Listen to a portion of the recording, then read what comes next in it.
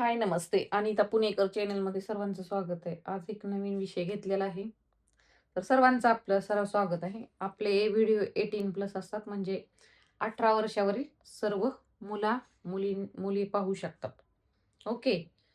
जे नाही का काही गोष्टी कोणाबरोबर बोलू शकत नाहीत, शेअर करू शकत नाहीत, त्यांच्यासाठी हा चॅनल आहे. आणि जे लैंगिक आरोग्याविषयी, लैंगिक माहितीविषयी अज्ञानी आहेत, अशा मुला-मुलींसाठी हा चॅनल आहे आपला. तर असेच बरेच काही काही प्रश्न येतात, कमेंट्स येतात. तर नक्कीच त्याचं उत्तर देण्याचा प्रयत्न करते मी. आणि आपल्या चॅनेलचा उद्दिष्ट फक्त लैंगिक माहिती लोकांपर्यंत पोहोचवणे हा आहे. अ, अश्लीलता वगैरे पसरवणे नाही. तर लक्षात घ्यावे. आणि हा चॅनल 18+ आहे. फक्त प्रौढ लोकांसाठी आहे. सो ही गोष्ट लक्षात घ्या. तर चला, आपला विषय काय आहे तो चालू करूया. आणि मला जेवढी माहिती आहे त्याविषयी मी तुम्हाला देण्याचा प्रयत्न करणार आणि तुमच्या मनातील गैरसमज दूर करण्याचा नक्कीच प्रयत्न करणार आहे. तर विषय काय होता, सब्जेक्ट. आजचा विषय काय आहे? शीलपॅक मुलगी म्हणजे काय? आणि त्याचे गैरसमज हा विषय असणार आहे.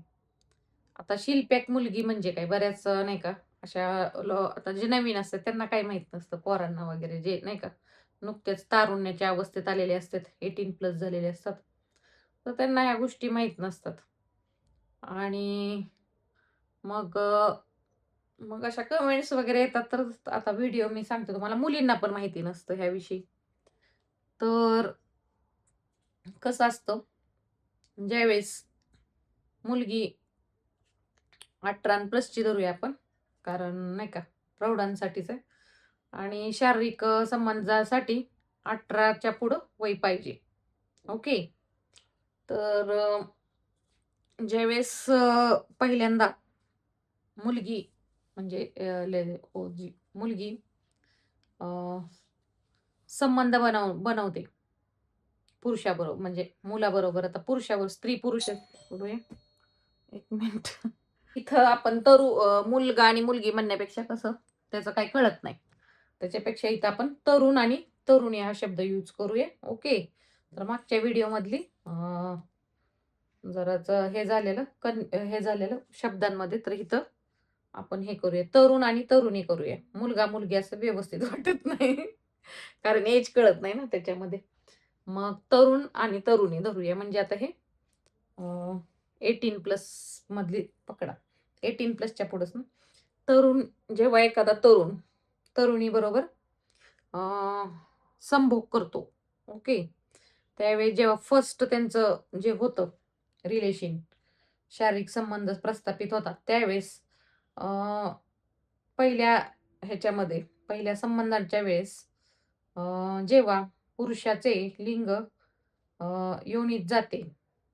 योनीत जाते, त्यावेळेस अं, जाताना जो एक पडदा असतो तो फाटतो. आणि थोडासा किंचित, म्हणजे एक 2-3 थोडंसं ते असं थोडंसं ब्लड निघतं. जास्त नाही, थोडंसं. तर म्हणजे पहिल्यांदा करताना ते ब्लड निघतं त्याला. म्हणजे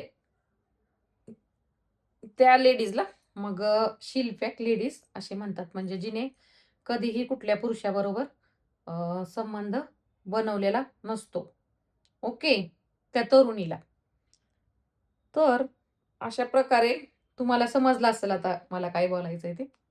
तर आता ज्या तरुण तरुण मुलांना आणि मुलींना कळलं असेल, म्हणजे शिल्पॅक म्हणजे तरुणी म्हणजे काय, शिल्पॅक मुलगी म्हणजे. ओके. तर आता ह्याच्याबद्दल गैरसमज, तर असं काही नाही. फक्त संबंधानेच हा पडदा म्हणजे फाटतो असं नाही. आता बरंच पहिल्या काळात एवढ्या ॲक्टिव्हिटी नव्हत्या. ओके. आता स्विमिंग आलं, सायकलिंग आलं, डान्स आलं, व्यायाम आला, जिम आली. तर तो पडदा खूप नाजूक असतो. आणि ह्या ॲक्टिव्हिटीजमध्ये सुद्धा सायकलिंग हे करताना सुद्धा हा पडदा फाटतो. ओके. सायकलिंग वगैरे अशा प्रकारे करताना फाटतो. तर बऱ्याच वेळेस नाही का अशा वेळेस डाऊट वगैरे घेतला जातो.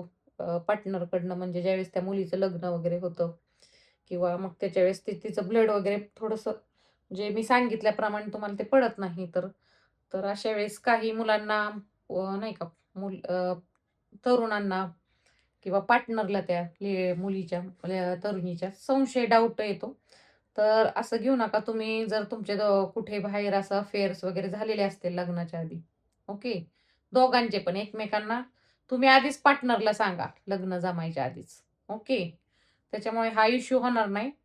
आणि काय-काय आता बऱ्याच वेळा तुम्हाला मी सांगितलं आत्ताप्रमाणे असं पण नॅचरली तो पडदा नाही का कुठल्या पुरुषाला हे न करताना पण ॲक्टिव्हिटीज करताना स्विमिंग आणि सायकलिंग अशा ॲक्टिव्हिटीज आता बरं आता किती हे गेलेले कबड्डी असती, खो-खो किती असे खेळ आहेत, की जे नाही का तणाव निर्माण आतमध्ये होतात आणि त्याच्यामुळे तो पडदा फाटला जातो. तर असं काही नाही, की पुरुषांनीच हे केल्यावर त्याच्यामुळं हा एक गैरसमज आहे.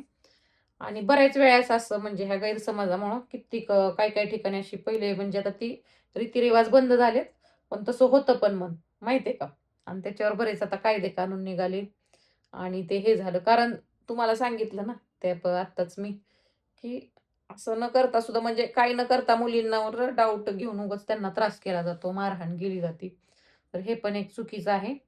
तर त्याच्यापेक्षा म्हणजे आणि आता एवढं सायन्स पुढे गेलंय ना, तुम्हाला सांगते आता जर असं झालं असेल एखाद्या मुलीचं नाही का, एखाद्या तरुणीचं असं झालं असेल, की तिचा नाही का लग्नाच्या आधीच काहीतरी कुणाबरोबर शारीरिक संबंध आले आणि ती राहिली नाही शील पॅक आणि तिनं नाही का असे कुठल्या केले, तर ते सुद्धा नीट करून घेता येते आपल्याला सर्जरी करून.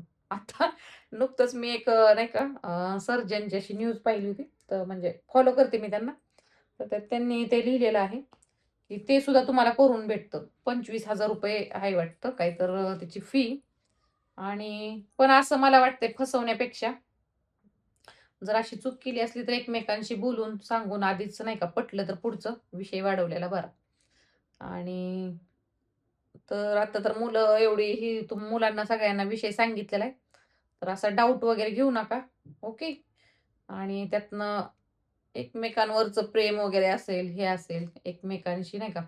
तर आता ह्या गोष्टींचा तर तुम्ही विचारच करू नका. पहिल्या म्हणजे आता ह्या गोष्टी पहिल्या वेगळ्या होत्या. आता आपण सुशिक्षित हे झालेलो आहे, शिकलेलो आहे.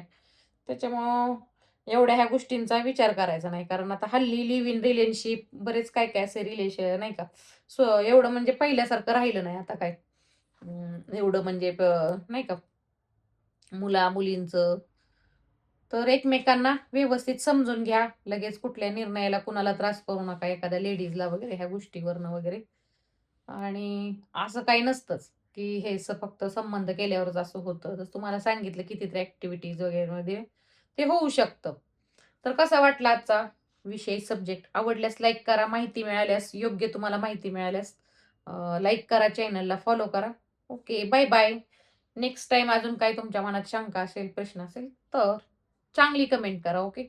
तसे तर मला विषय सुचतात तसे मी सांगतच असते जसा वेळ मिळेल तसा. Okay. Bye bye. See you.